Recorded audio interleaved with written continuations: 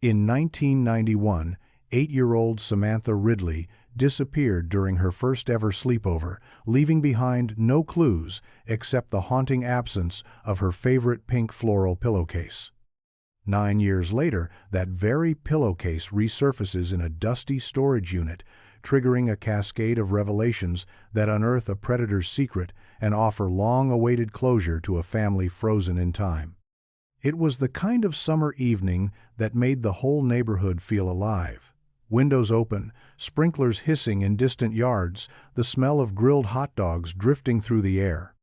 8-year-old Samantha Ridley sat in the back seat of her mother's car, clutching her pink floral pillowcase to her chest. She had packed it herself, her favorite pajamas folded carefully inside, along with a small flashlight, a paperback about horses, and a worn stuffed rabbit with one ear half-sewn back on. This was her first sleepover. She was both thrilled and slightly terrified. Her best friend, Chloe Jenkins, had invited 3 girls from their second-grade class, and they were planning to sleep in the living room on a big nest of blankets and sleeping bags. Samantha's mother pulled into the driveway of the Jenkins home. Just as the sun began to dip below the trees, she turned to her daughter, brushed a strand of blonde hair from her cheek, and asked if she had everything. Samantha nodded, squeezing the pillowcase a little tighter, her fingers curled around the fabric's tiny roses. Inside, the house was already buzzing with excited chatter. Popcorn bowls clattered in the kitchen. Chloe's dad set up a VCR movie while the girls ran between rooms in pajamas, giggling. Samantha set her things beside Chloe's blanket on the floor and quickly joined in the chaos.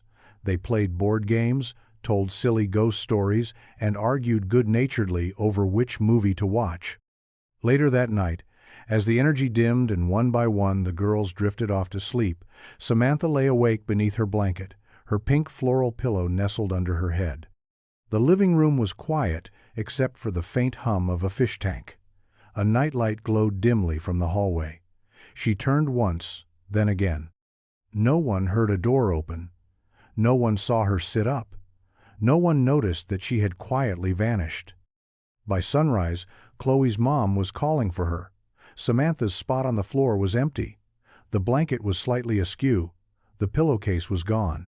There was no trace of her in the house, the yard, or the surrounding neighborhood. Just silence, panic, and the beginning of a nightmare that would stretch on for years. Chloe Jenkins remembered waking up to sunlight streaming through the living room curtains and the smell of waffles coming from the kitchen. She rubbed her eyes, stretched under her blanket, and looked around at the quiet room. 2 of the other girls were still asleep. One was already gone to the kitchen. But Samantha's spot was empty. At first, Chloe thought maybe Sam had just gone to the bathroom or followed her mom for breakfast. But something about the blanket looked wrong. It was bunched, not folded, and her pillow, the pink floral one she loved so much, wasn't there. Chloe wandered into the kitchen, expecting to see her friend at the table, but it was just her mom, humming softly as she poured orange juice. "Samantha's not in the living room," Chloe said, her voice unsure. Her mom paused, frowning. Maybe she went out to the backyard? They checked. The back door was locked. The side gate was latched. Then came the panic. Within 20 minutes, Chloe's mother was on the phone with police. Neighbors began to peek out their windows. One by one, the parents of the other girls were called to come pick them up. Officers searched every inch of the Jenkins house, the attic, basement, closets, and crawl spaces. They scoured the yard, the street, nearby alleys, and the empty lot behind the fence. No one saw Samantha leave. No one heard a sound. Her pillowcase was gone, along with her flashlight and pajamas. Her stuffed rabbit and book were still there, folded inside her sleeping bag. It didn't make sense. The house had been locked, windows shut, doors bolted. There were no signs of forced entry, no muddy footprints, no fingerprints out of place. News crews arrived before lunch. By evening, the Ridley front yard was lined with cameras and reporters. Samantha's mother appeared once, her face pale and hollow, holding up a school photo as her husband stood behind her, silent and stiff. The story spread quickly. Girl disappears from suburban sleepover, no witnesses, no evidence, no clues. And at the heart of it all was the eerie emptiness of one missing pillow, the pink floral fabric she always insisted on bringing wherever she slept. The search expanded fast. Within 24 hours, volunteers fanned out across the neighborhood, combing through parks, wooded trails, and drainage ditches. Helicopters buzzed overhead, their blades echoing over rooftops. Police dogs sniffed along fences and storm drains, while officers questioned neighbors, joggers, delivery drivers, anyone who might have seen a little girl in flannel pajamas holding a pink floral pillowcase. But there were no sightings, no sounds reported in the night. Nothing had been taken from the Jenkins home. The other girls slept through it all. It was as if Samantha had dissolved into the dark. Detectives set up a command post at the local elementary school. Flyers were printed in bulk and plastered on every pole, mailbox, and bulletin board in town. Samantha's second-grade school photo, soft smile, hair in a side ponytail, was burned into everyone's memory by the end of the week. Her parents, Rachel and Tom Ridley, appeared in televised interviews, their voices shaking as they pleaded for anyone with information to come forward. The theories began to swirl. Maybe Samantha had sleepwalked out of the house and gotten lost. Maybe someone had taken her quietly while everyone slept. A neighbor reported a van parked down the street late that night, but the description was vague and the lead went cold. Every possibility felt like quicksand. As days turned to weeks and weeks to months, the case grew heavier. A reward was posted. Chloe Jenkins, still just 8 years old, had trouble sleeping in her own home. She told her therapist she kept seeing Sam in her dreams, standing at the edge of the living room with that pillow in her hands, mouth open as if to speak but never saying a word. By the end of the summer, the search parties had shrunk. News stations moved on. Samantha's name slowly disappeared from headlines, replaced by other tragedies and other children. But the Ridleys never stopped looking. Rachel kept her daughter's room just the way she left it, stuffed animals still in place, drawings taped to the closet door. And on the bed, she laid a replacement pillow each night, never floral, never pink, because the real one was still out there, somewhere. By the fall of 1991, the case had grown cold. Investigators still followed up on leads, but each one ended in the same place, nowhere. Halloween came and went without Samantha. Her school class left her seat empty, her name still on the roster. Parents clutched their children's hands a little tighter at crosswalks, locked their doors twice before bed, and cast nervous glances at unfamiliar cars. Detective Linda Moreno had taken the case personally. A mother of 3 herself, she kept Samantha's photo pinned to the inside of her car visor. She would visit the Ridley home on Sundays just to check in, even when she had nothing new to say. Each time, Rachel would ask the same question: had anyone found the pillowcase? Linda always shook her head, no, not yet. The pillowcase became a symbol. It was the one thing they all clung to, something real and specific in the middle of a mystery that felt too strange to be true. No one could explain why it had vanished too, why Samantha's clothes were left behind, but the pillow she never went anywhere without was gone. Months passed, then years. Samantha's bedroom remained untouched. Her mother began organizing missing children's events, passing out ribbons and flyers in the park, lighting candles at vigils. Her father grew quiet, working long hours, retreating into the garage on weekends. The once bright and buzzing house fell into silence. By 1995, Chloe Jenkins and her family had moved away. The reminders were too much, the whispers too loud. People still talked in grocery store aisles and whispered during parent-teacher meetings. The Jenkins home was sold to a new couple who knew nothing about the night Samantha vanished. Detective Moreno, now graying at the temples, remained on the force, though she was no longer officially assigned to the case. But every year on the anniversary, she reopened the file at her desk and read it all over again. She had a gut feeling it wasn't over. Something about the van sighting, the silence, and the missing pillow still nagged at her. What she didn't know was that 9 years later, in a different town entirely, a storage unit door would creak open and reveal a cardboard box, and inside it, tucked beneath layers of old sweaters, would be a pink floral pillowcase. In the summer of 2000, the Quayside storage facility on the edge of Asheville was preparing for its quarterly auction. It was the kind of place people forgot about until the rent stopped coming in. Rows of roll-up doors sat behind a chain-link fence, each guarding a locked time capsule of someone's unfinished life. Unit 137 had been overdue for nearly a year. The renter, a man named Eli Corman, hadn't made contact since his account lapsed. Notices went unanswered. No forwarding address, no emergency contact. The manager waited the legally required period, then tagged the unit for auction. On a warm Tuesday morning, a small crowd gathered outside the rusted units, coffee in hand, hoping to snag something of value. Among them were Josh and Marlene Porter, a young couple who flipped storage finds as a weekend side hustle. They had no idea what they were about to uncover. The metal door groaned as it rolled up. Dust hung in the air. Inside was a stack of mismatched boxes, a few pieces of broken furniture, and an old trunk wedged in the back corner. No one bid high, just enough to take a chance. Josh signed the papers, and they got to work sorting through the forgotten contents. Most of it was junk.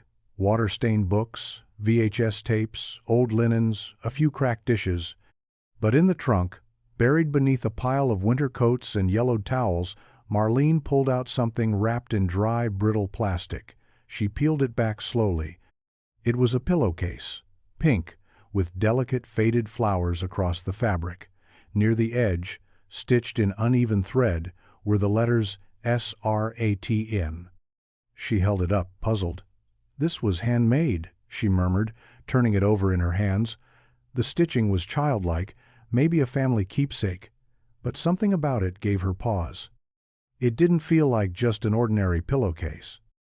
That night, back home, she posted a photo of the pillowcase to a message board she sometimes browsed, one focused on unsolved missing persons cases, just out of curiosity.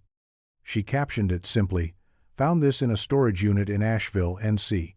Anyone recognize the initials?" She didn't expect anything to come of it. But within 12 hours, her inbox was flooded, and one message changed everything. The message came from a woman named Delia Monroe, a retired librarian who moderated the Missing Persons Board as a volunteer. She had seen thousands of posts like Marlene's over the years, usually family heirlooms or abandoned keepsakes that sparked temporary interest before fading into obscurity. But the moment she saw the photo of the pillowcase, something caught in her throat. She stared at it longer than she realized, scrolling back through her mental archive of cases, the initials, the floral pattern, the uneven stitches. She opened her own records, a personal database she kept of every child whose story had stuck with her. Samantha Ridley was in the top 5. Delia pulled up an old flyer from 1991. There it was in black and white, Samantha's description, her last known location, and a small note written by her mother, "Missing personal item, pink floral pillowcase with SRAG, hand-stitched near hem. Child believed to have had it with her at time of disappearance." She replied to Marlene's post within the hour. "Please contact local law enforcement. That pillowcase may be linked to an active missing child case from 1991. Marlene stared at the message, her pulse quickening. She clicked the link Delia had included and read the story. She saw the name, the photo of a young girl with a gap-toothed smile, and just below it, the sentence about the pillowcase. She turned to Josh, holding her laptop with both hands. This belonged to a girl who went missing. This could be evidence. They called the non-emergency number first, then waited nervously as the call was escalated to detectives. By morning, 2 investigators were at their door with photos, forms, and evidence bags. They took the pillowcase with gloved hands, gently sealing it in plastic. They asked where exactly the unit had been, how the items were packed, who had handled them. Marlene answered everything she could, still reeling from the idea that something they had casually pulled from a box could be the thread that unravels a decades-old mystery. And across the state, in a small town that hadn't spoken Samantha Ridley's name aloud in years, one retired detective sat straight up in her chair when she got the call. Linda Moreno knew in her gut the case wasn't cold anymore. Detective Linda Moreno hadn't heard the name Samantha Ridley in months, not out loud. She was technically retired now, though she still worked part-time consulting on open cases. Her home office was modest, just a desk, a corkboard covered in yellowing notes, and one single manila folder she never filed away. It sat on the top shelf, always in reach. When the call came in from Asheville PD, she recognized the name immediately. The officer on the line was polite but cautious. A pink floral pillowcase had turned up in a storage unit linked to a deceased man named Eli Corman. There were stitched initials. S.R. Linda didn't hesitate. She was in her car within the hour, heading toward Asheville with the folder riding shotgun. As she drove, her mind filled with images she'd tried not to carry. Samantha's wide smile, the pale morning light on the Jenkins lawn, the empty spot where a child should have been sleeping. The Asheville precinct was quiet when she arrived. The evidence tech laid the pillowcase on the table gently, as though it might shatter. Linda stepped closer. The moment she saw it, her breath caught. She didn't need a lab test. She knew. The fabric, the pattern, even the tiny snag near the seam. She reached out, not to touch it, just to feel its presence. This was hers, she said quietly, and for the first time in years her voice wavered. They went over everything. The storage unit details, the name Eli Corman, the inventory from the trunk, old coats, mismatched linens, some random household items, and this, packed as if it mattered. Linda asked to see the rental records. Corman had started renting the unit in late 1991, just months after Samantha vanished. He'd paid in cash at first, then money orders. No known relatives. No employment records in Asheville. There was no direct link yet. Nothing placing him in town the night Samantha disappeared, but something about it all clicked in Linda's gut. A man with no connections, a storage unit full of odds and ends, and a child's pillowcase that should never have left her side. She left the station with copies in hand, a pit in her stomach, and a name she hadn't seen before in the original files, Eli Corman. She didn't know who he was yet, but she was certain of one thing: he hadn't kept that pillowcase by accident. Chloe Jenkins hadn't spoken to anyone about Samantha in years. Not really. Occasionally her mother would bring it up, her voice hushed and careful, like handling glass. But Chloe, now 17 and getting ready to graduate, had learned to push the memory down into a quiet place she rarely visited. She still remembered the sound of Samantha's laugh, the way she hugged her pillowcase like it was armor. There were flashes of that night she couldn't forget even if she tried, the rustle of blankets, the hush after everyone drifted off, and a strange feeling she'd never been able to explain. When Detective Moreno called, her voice calm but direct, Chloe felt her stomach drop before the words even landed. Something had been found. Something that had belonged to Samantha. A pillowcase. They met at a small diner outside of town, away from curious eyes and familiar faces. Linda slid a photo across the table. Chloe stared at it for a long time. The pink floral pattern, the tiny initials. She didn't cry, but her hand trembled when she nodded. "That's it. That's hers. She brought it everywhere." Linda asked if she remembered anything unusual from that night, anything Samantha said or did. Chloe hesitated, unsure whether it was memory or something she'd told herself over the years, but one thing had always lingered. Earlier that day, before the sleepover, they'd been playing in Chloe's front yard. A man had walked by on the sidewalk. Nothing strange at first, just a man in glasses, carrying a clipboard. But Samantha had gone quiet. She kept looking over her shoulder, even after he was gone. Later that night, she told Chloe she thought she'd seen him again, standing by the window. Chloe hadn't believed her at the time. She thought it was just nerves. Now she wasn't so sure. Linda made a note and gently slid the photo back into her folder. They finished their coffee in silence. Chloe left with a hollow ache in her chest, something she hadn't felt since she was 8 years old. As she watched the detective walk back to her car, she realized something had shifted. For the first time in 9 years, the silence surrounding Samantha's name had cracked open, and it was making noise again. Detective Moreno returned to her office with a new urgency. The name Chloe had mentioned stuck with her, a man in glasses, a clipboard, standing near the window. It was a fragment, a child's half-memory, but it was more than she'd had in years. She sat down at her desk, opened the original case file, and began flipping through the old notes and photos, looking for anything she might have missed. She dug through a box of archived reports stored in the back of the station, pages yellowed and brittle at the edges. There had been a canvassing report from a neighbor 3 doors down. An older woman who mentioned seeing a man parked near the Jenkins home in a brown station wagon the night Samantha vanished. The vehicle had never been traced. Moreno pulled the photo of the pillowcase from her folder and placed it beside the original flyer. Same pattern, same faded pink. She stared at it as if it might speak. There was no way it had ended up in that storage unit by coincidence. Someone had kept it, stored it, preserved it carefully for years. That meant Samantha had likely been with that person, at least for a time. She called the Asheville station and asked for everything they had on Eli Corman. His address history, vehicle registrations, employment records, any incident reports. What she got back was frustratingly thin. A drifter profile, no family, no steady job, a few handyman gigs, some citations for loitering. He'd moved between counties, using post office boxes and rented rooms, always under the radar. But there was a brief note buried in his file.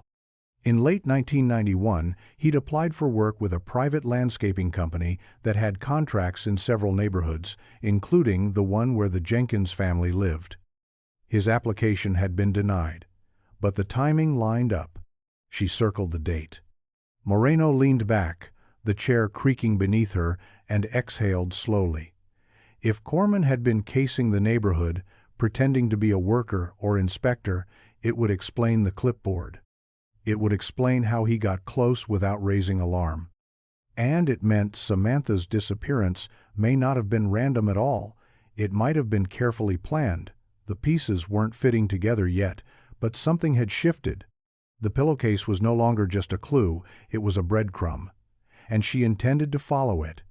The Ridleys hadn't heard from law enforcement in years, not since the last failed tip faded like all the others. When the knock came at their door one afternoon, Rachel Ridley opened it slowly, expecting a surveyor or someone selling siding. Instead, she found Detective Linda Moreno standing on the porch with a folder tucked beneath her arm and a look Rachel hadn't seen in nearly a decade, quiet, trembling purpose. They sat in the living room, the same room where news crews once waited with microphones and camera lights, where Samantha's toys had been packed into boxes but never given away. Tom stood by the fireplace, arms folded tight across his chest. He hadn't said much in years, not about this. Moreno laid the photo on the coffee table. The pink floral pillowcase stared back at them. Rachel leaned forward, her hands covering her mouth. She didn't touch it. She didn't have to. "That's hers," she whispered, the words barely making it out. "That's her pillowcase." Tom finally spoke, just 2 words. "Where was it?" Moreno explained what had happened in Asheville, the storage unit, the name Eli Corman, the timeline that matched too closely to ignore. Rachel kept her eyes on the photo, blinking slowly, as though afraid to ask the next question. "Does that mean she was there? With him?" "We don't know yet," Moreno said gently, "but this gives us something to build on. More than we've had in years." Rachel nodded, though her fingers trembled against the hem of her shirt. The idea that someone had been keeping that pillowcase for 9 years made her stomach twist. It wasn't just the object, it was what it represented. Proof that Samantha had been somewhere, alive or not, after that night. Tom excused himself and walked quietly into the kitchen. Rachel didn't follow. Instead, she asked the one question that had haunted her every day. If he had her, why keep the pillowcase? Moreno hesitated before answering. Sometimes people hold on to trophies. Sometimes it's guilt or control. We don't know what kind of man he was yet. Rachel stared at the photo, her eyes glassy but unblinking. He kept it like it meant something, like she was real to him. Moreno didn't say anything. She didn't have to. Samantha had always been real. The world had just stopped looking, until now. Detective Moreno spent the next few days driving a quiet circuit between Asheville, the Ridleys' hometown, and county records offices scattered across the state. She wasn't part of any official task force anymore, which gave her room to work without red tape, but it also meant she was on her own. She didn't mind. She knew how to dig, and more than that, she knew how to listen when something didn't sit right. The name, Eli Corman, continued to open strange doors. There were no criminal records beyond a few citations. No children, no spouse. But buried in a box of old municipal files in an annex building outside Raleigh, she found a copy of a rental agreement from October 1991, a trailer park outside of town. The listed tenant was Eli Corman. The same month Samantha had disappeared. She drove out there the same afternoon. Most of the trailers were long gone, replaced with cracked pavement and overgrown grass. But one old resident, a man with a sun-scorched face and a faded cap, remembered him. Kept to himself mostly, he said, leaning on the handle of a rake. Moved in, stayed a couple months, then left without saying much. Had a van, brown or beige maybe, the kind with curtains in the back. Moreno asked if he ever saw a child with him. The man paused, eyes narrowing with effort. Not sure. Thought I heard crying once, middle of the night, but I figured it was a radio or something, didn't want to get involved. That night, back in her motel room, Moreno unrolled the case file on the bed. She circled dates, addresses, made lines between them. The timing matched too well to be ignored. Samantha vanished in July. By October, Corman had relocated and rented a trailer under his own name, and in between those 2 points, she now suspected something terrible had happened. She pulled out the photo of the pillowcase again, studied the stitches like they held answers. Someone had packed it carefully, wrapped it in plastic, stored it with care. It wasn't trash. It was preserved, which meant Corman hadn't just taken Samantha. He'd kept a piece of her close, hidden in a quiet place no one was supposed to find. But someone had. And now the trail was warming up again. Linda Moreno sat at a library microfilm machine, her eyes scanning newspaper clippings from fall 1991, searching for anything tied to the name Eli Corman. It was slow work, the kind that wore on your patience, but she'd learned over the years that the answers that mattered rarely came quickly. She found a small blurb from a local paper, an announcement for a community watch meeting in a neighborhood 2 towns over, one where Corman's name was listed on a work invoice months later. It wasn't much, but it placed him in yet another residential area during the same stretch of time. She started cross-referencing neighborhoods where children had gone missing, even temporarily. A few incidents popped up, false alarms, mistaken identities, but one stood out. In late August 1991, just 6 weeks after Samantha vanished, a woman had reported a suspicious man outside a daycare in Wilmington. She described him as middle-aged, wearing glasses, carrying a clipboard. Her complaint was noted, but never followed up on. Moreno called the station that had taken the report and asked if they still had the original file. They did, in storage. She made the drive that afternoon. The report was thin, 2 pages, a quick statement, no plate number, no photo. But the woman had included a rough sketch drawn by her brother, an amateur artist. The man in the sketch had a narrow face, short hair, and wire-rimmed glasses. She took a copy and brought it with her back to Asheville. When she laid the sketch next to the one ID photo they had of Corman from a years-old DMV record, her breath caught. It wasn't identical, but the resemblance was clear enough to raise alarms. She looked at the timestamp on the daycare complaint. August 26, less than 2 months after Samantha went missing. Corman had already moved through 3 towns by then. She pictured him drifting, the van moving silently in the night, never staying long, but always watching. She took out the pillowcase photo again, the one item that had survived his trail.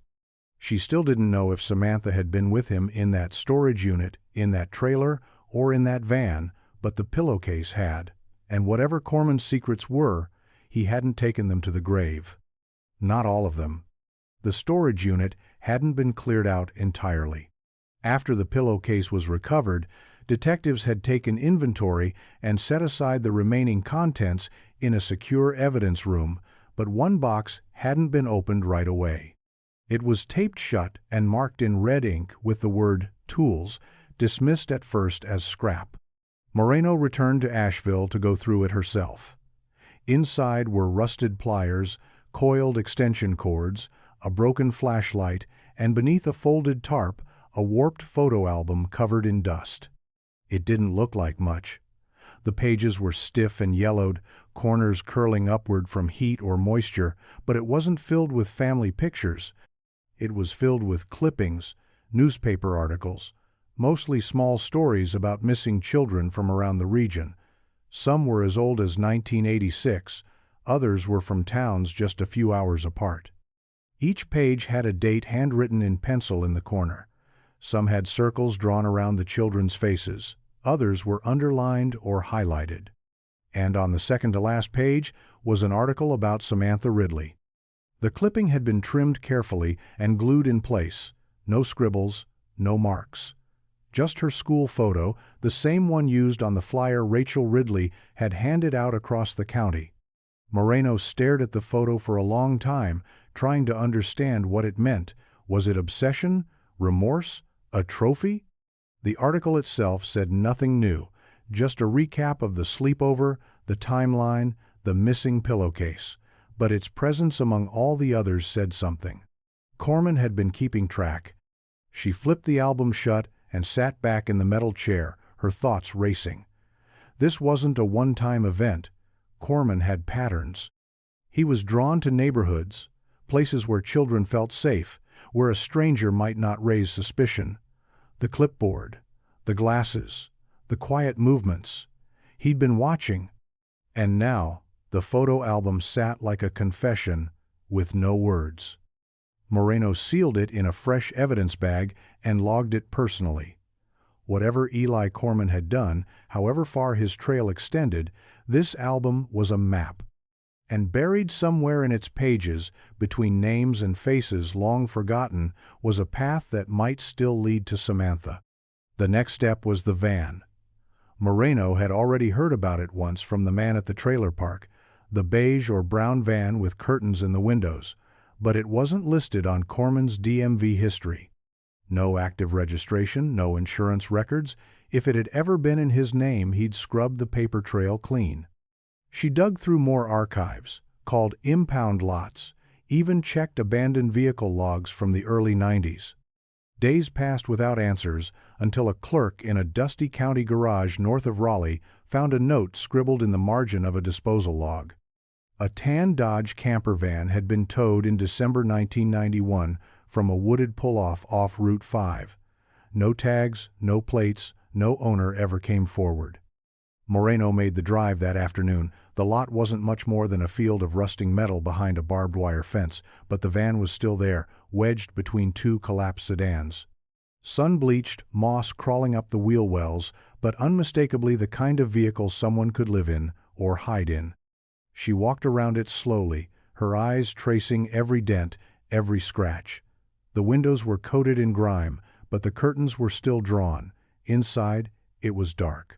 A tech team met her the next morning with gloves and evidence kits. The inside smelled of mildew and rot, but the frame held. On the floor beneath the front passenger seat, wedged between broken vinyl and rusted metal, they found a child's beaded bracelet, faded plastic letters still strung in place. The beads spelled out S.A.M. No one said anything for a long time. Moreno stood there, staring at the tiny bracelet cupped in the technician's gloved hands. She didn't need DNA to know what she was looking at. She thought of the pillowcase, the article in the photo album, the missing van, and now this. Samantha had been inside this vehicle. It was the first time in 9 years that they had physical evidence connecting her to a location, a space, a moment in time. Not a theory, not a sighting, not a dream or a maybe. Something real. And it meant Eli Corman hadn't just watched. He had taken her, he had held her, and at least for a little while, she had still been alive. Moreno drove home in silence that night, her hands gripping the wheel harder than she realized. The bracelet sat sealed in evidence back at the station, but its weight clung to her. Every detail of the van had embedded itself in her mind, the narrow bunk built along the back wall, the cooler duct-taped shut, the tiny trash bin filled with crumpled wrappers from brands that hadn't existed since the early 90s. Whoever Eli Corman had been, he hadn't just taken Samantha, he'd lived in that van with her. Even if it was only for a short time, that space had been theirs. She didn't call the Ridleys right away. There was nothing definitive to say yet, and she wouldn't risk giving them false hope or renewed agony without answers. But she did revisit Chloe, who had quietly reached out after their last meeting. She had remembered something else. It wasn't much, a smell. Chloe said that when Samantha returned from the bathroom that night, just before everyone had gone to sleep, she'd whispered that she thought she saw someone outside. Chloe hadn't taken it seriously, told her it was probably the neighbor's porch light. But Samantha insisted the man had been near the back fence, the one that bordered the alley. Moreno jotted it down and asked if she remembered anything else. Chloe paused, then nodded. She had that bracelet on, she said. The one with the little beads and her name. Her mom helped her make it at camp. It matched perfectly.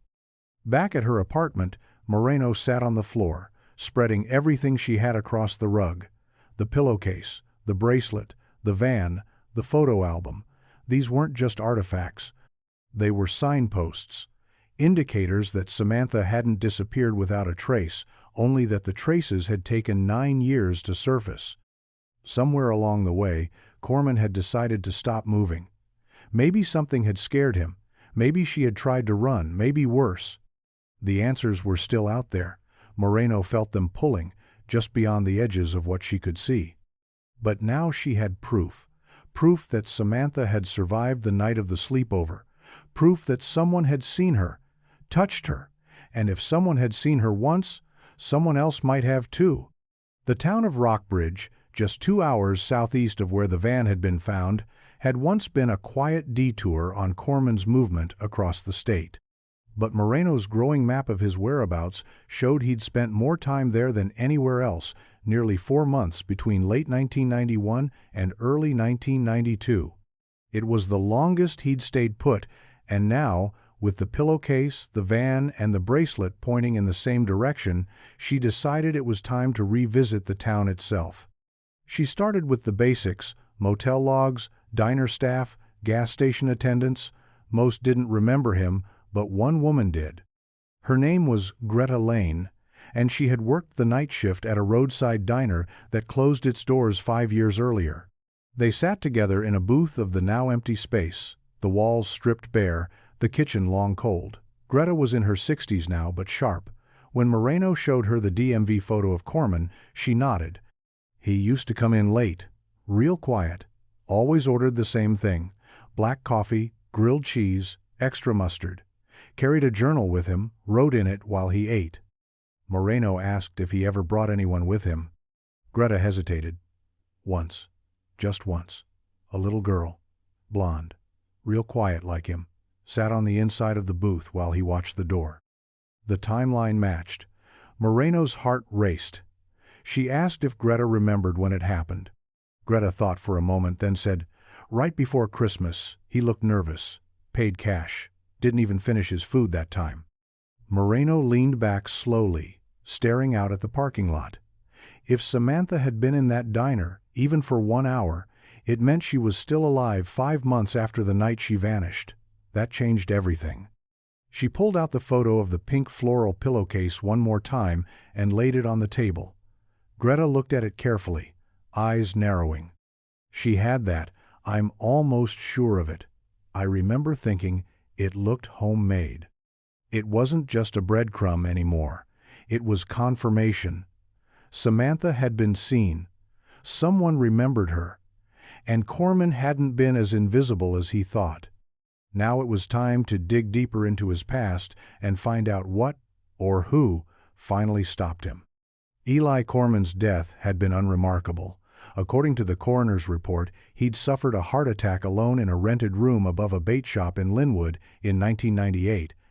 No funeral, no obituary, just a nameless box sent to the county morgue and eventually cremated.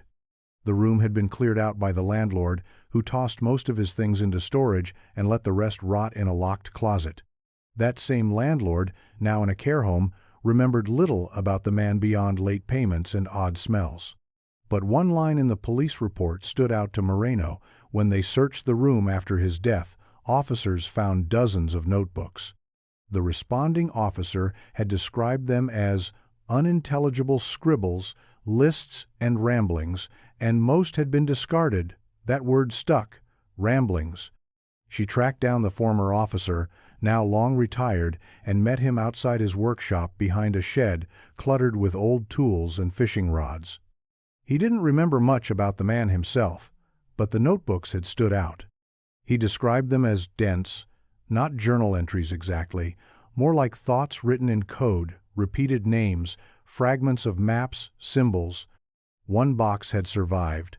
The officer admitted he'd kept it, thinking it might come in handy for training or research someday, but it had sat untouched in his shed ever since.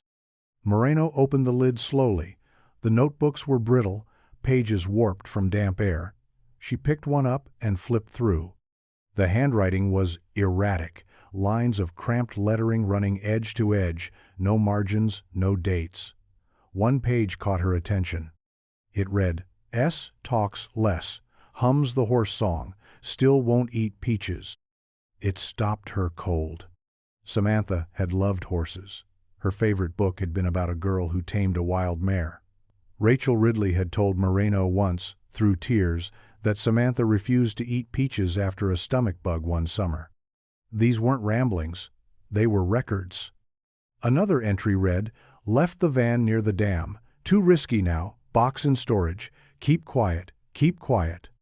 Moreno's pulse thudded in her ears.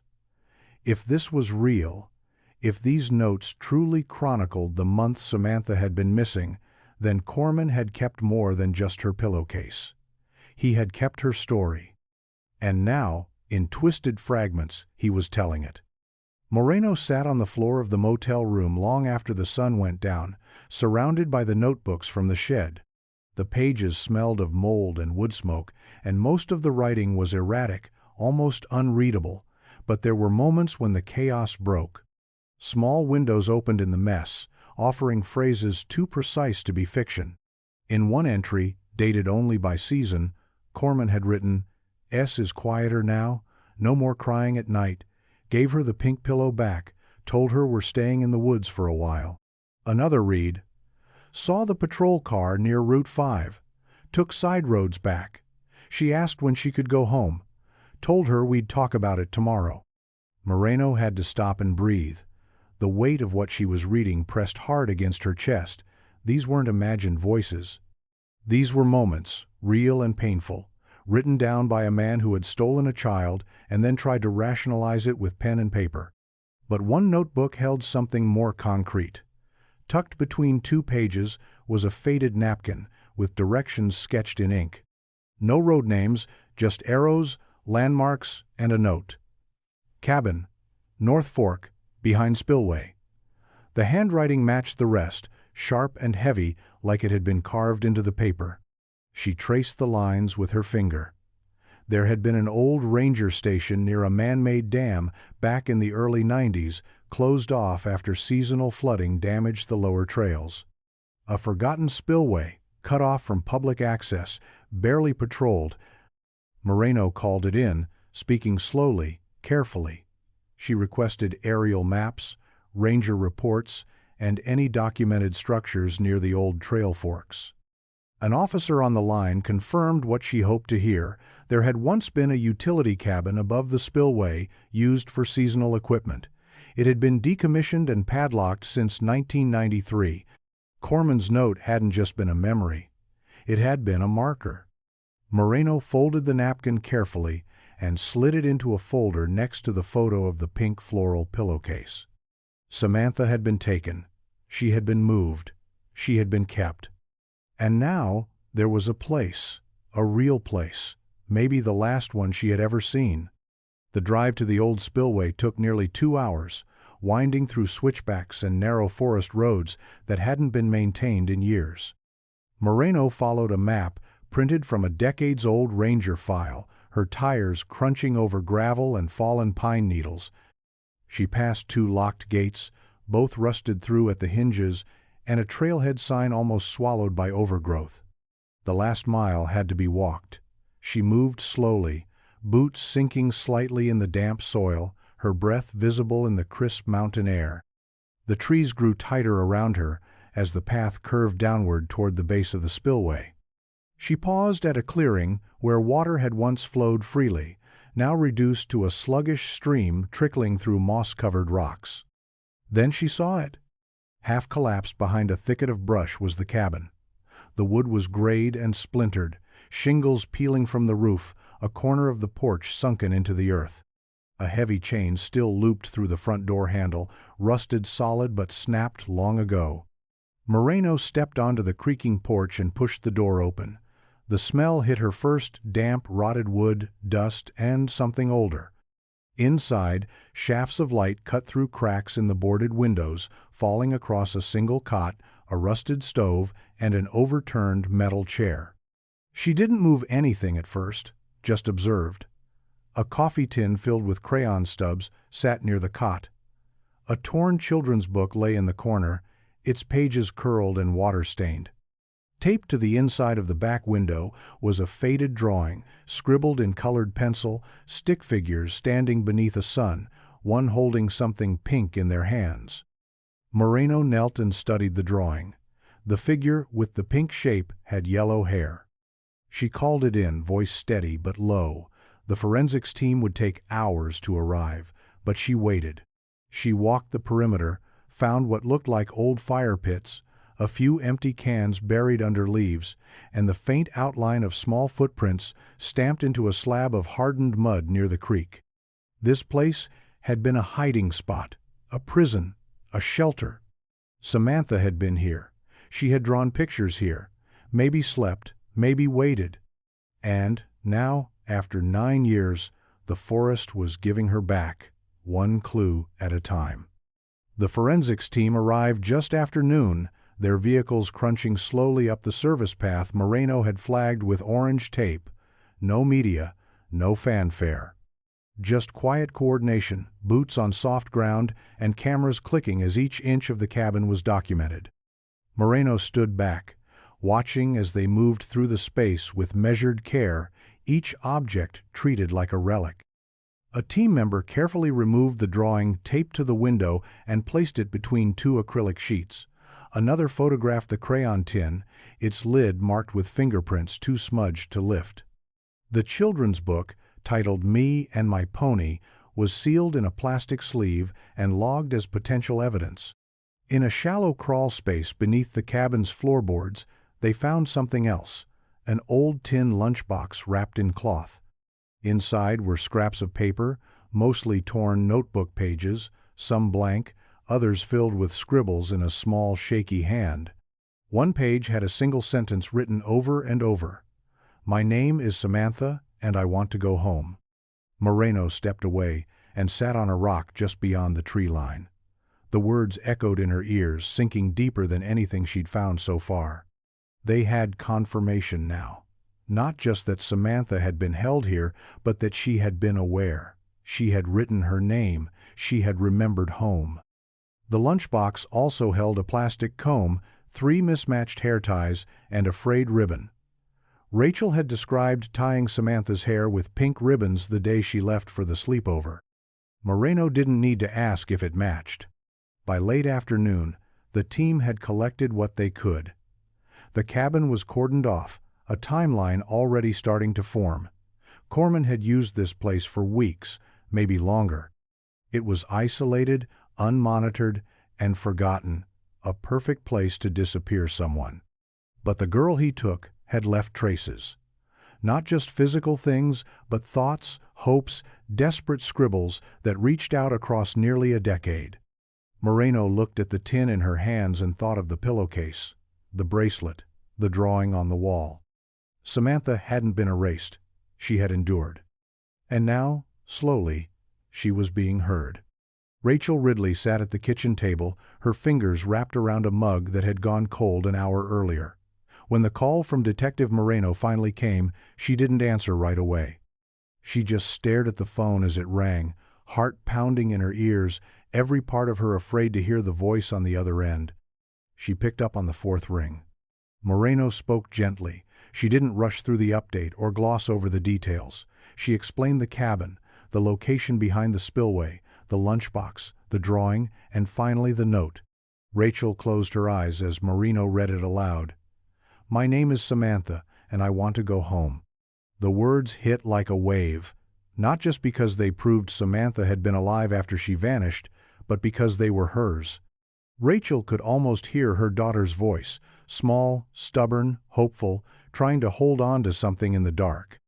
Tom stood in the doorway, arms crossed over his chest, not speaking, just listening, his jaw clenched tight, eyes wet but unreadable. "Do you think she was there long?" Rachel asked quietly. "I believe so," Moreno answered. "There were belongings, handwriting, food wrappers dated across several months. We're still going through everything." "Is she—" Rachel hesitated, then tried again. "Do you think she ever left?" There was a pause. Not silence, just the kind of pause that says everything without needing to speak. "I don't know," Moreno said honestly, "but I promise you we're going to find out." After they hung up, Rachel went into Samantha's room. It hadn't changed since that summer in 1991. Books on the shelf, stuffed animals lined in a neat row. The bed made up with a plain, white pillow, always carefully chosen to never replace the one that had gone missing. She sat down slowly and laid her hand over the pillow, staring at the ceiling. For years they had imagined the worst, tried to accept the not knowing. Now the not knowing was shifting into something heavier, truth. And truth, no matter how long it had taken, was starting to speak in Samantha's handwriting, in her drawings. In her absence that was suddenly, painfully, more present than ever. The state lab confirmed what Moreno already suspected. The handwriting on the notes from the tin lunchbox matched school assignments Rachel Ridley had saved in a small keepsake folder. Letters formed the same way, the same uneven spacing between words. A few of the misspellings were identical. It was Samantha. There was no question now. Moreno called Rachel again, her tone steady but respectful, and walked her through the findings. Rachel didn't cry this time. She simply asked if she could have a copy of the note, the original if possible, not for evidence, not for closure, just because it was her daughter's. Meanwhile, back at the station, the notebooks from the storage unit were being digitized and examined by a behavioral analysis team. The entries were disturbing, but they painted a picture that was finally beginning to make sense. Corman hadn't been entirely untraceable. He'd returned to places more than once, cycled through areas with a specific rhythm, always keeping his distance but watching. And there was something else. In one of the later notebooks, scribbled near the margins of a page that mostly rambled about weather and schedules, was a list of initials, each one paired with a town. SR was there. Next to it, in parentheses, was a single word: gone. Moreno stared at that word longer than she meant to. Gone didn't mean buried, it didn't mean alive, it meant Corman believed Samantha was no longer with him. But when? How? Had she escaped? Had someone seen something and never realized it? She contacted the forestry department and requested logs of any rescues, sightings, or missing persons recovered in the spillway area from late 1991 through early 1993. Most were routine: hikers, lost campers, animal incidents, but one record stood out. In March of 1992, a young girl had been spotted alone near a rural bus stop in a neighboring county, disoriented and barefoot. When approached, she ran. The report said the child vanished into the trees before authorities could catch up. No follow-up had been filed. No one had ever identified her. Moreno circled the date and leaned back in her chair. If it had been Samantha, she had made it farther than anyone thought. And someone, somewhere, might still remember the girl with no shoes who ran into the woods. The March 1992 report was thin, just a 2-paragraph entry in a deputy's logbook from a rural outpost, but Moreno drove out anyway, hoping the trail hadn't gone completely cold. The station had been converted into a volunteer firehouse years ago, but one of the retired deputies still lived nearby. His name was Carl Winthrop, and he remembered the incident like it had happened yesterday. She found him on his front porch, radio playing softly beside a cup of black coffee. When she mentioned the date and the girl near the bus stop, he sat up a little straighter. "She came out of nowhere," he said. "Hair tangled, feet filthy. Looked about 8, maybe 9. I pulled over, stepped out, and she just froze. I asked her name, but she didn't say a word. Soon as I radioed in, she bolted back into the trees." Moreno asked if anyone searched the woods. "We tried," he said with a shrug. "Me and one other guy. We spent hours out there, calling for her, checking the trail bends. Never found a trace. Figured it was a scared runaway who didn't want help." She showed him a photo of Samantha, the school portrait from 1991. Carl studied it carefully, eyes narrowing behind his glasses. "I can't swear to it," he said slowly, "but that looks a hell of a lot like her." It was the first potential sighting they had on record that placed Samantha outside the cabin, and it was the first to suggest she may have escaped. Back in her car, Moreno replayed the image in her mind, barefoot, silent, watching from behind a bus stop bench. She had been close to rescue, maybe even seconds away, but fear had won. Still, it meant something profound. Corman hadn't disposed of her. He hadn't buried her or trafficked her or left her behind without thought. Something had gone wrong for him. Something had gone right for her. And maybe, just maybe, she had made it farther than anyone thought. Moreno gripped the steering wheel, a new question rising fast in her chest. If Samantha Ridley had gotten away in 1992 and nobody had ever been found, then where had she gone? Moreno went back through every missing child report filed between March and September of 1992, this time looking for something different. Not reports of children disappearing, but ones that had appeared. Unidentified minors. Walk-ins. Jane does. It was a tedious process, but she knew there had to be a thread somewhere. If Samantha had escaped, she would have needed help. A hospital, a shelter, someone. 3 counties over, in a quiet town called Rosefield, she found it. A social worker's intake file for a girl brought in by a woman who claimed she found the child hiding behind her barn after a thunderstorm. The girl had refused to speak, gave no name, and didn't appear on any local school rosters. She was small, underweight, and refused to eat certain foods. The report listed trauma indicators, likely abuse. The date was April 1992. The name given at intake was Annie, though it was marked as temporary. No last name, no background. After several weeks of failed outreach and no matching national records, the child was transferred into the state system and quietly adopted 6 months later by a couple in a different part of the state.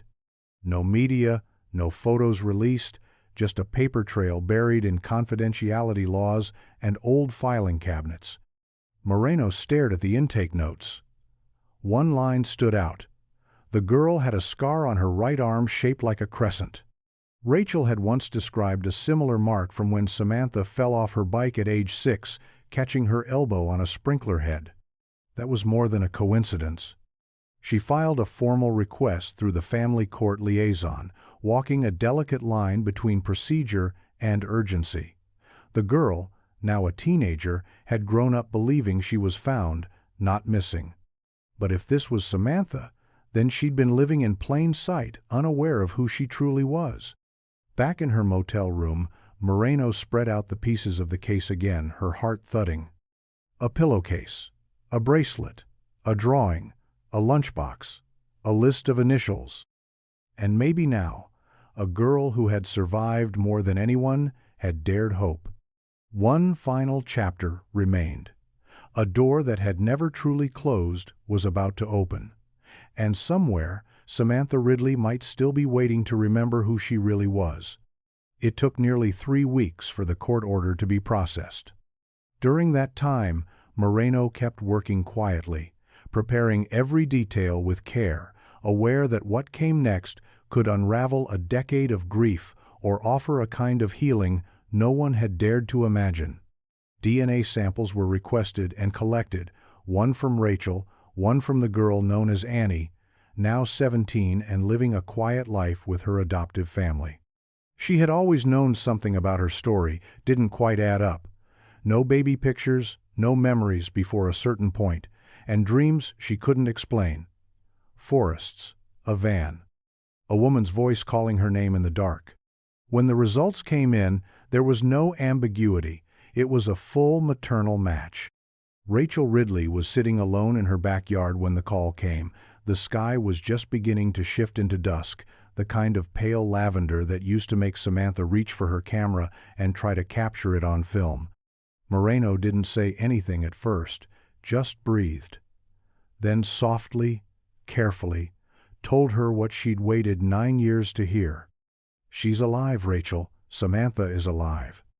The reunion didn't happen in front of cameras. There were no news vans or microphones, just a quiet meeting in a counseling center outside Durham. Samantha walked in slowly, her shoulders tight, eyes cautious. Rachel stood the moment she saw her, hands shaking, lips parted like she might speak but didn't know how. Samantha stared at her for a long moment, then whispered, "I remember the pillowcase." Rachel broke, not loudly, not dramatically, just folded forward into her daughter's arms, the two of them holding each other as if they might vanish again if they let go. No one could give those 9 years back. But in the quiet space between their breaths, something else had returned. A sense of presence, of truth. Moreno watched from the hallway, her own eyes stinging. The case that had haunted her for a decade had finally found its ending, not in a courtroom or a shallow grave, but in a hug, in a name remembered. In a girl who had survived the unthinkable and come home at last. Not erased, not forgotten, just waiting to be found.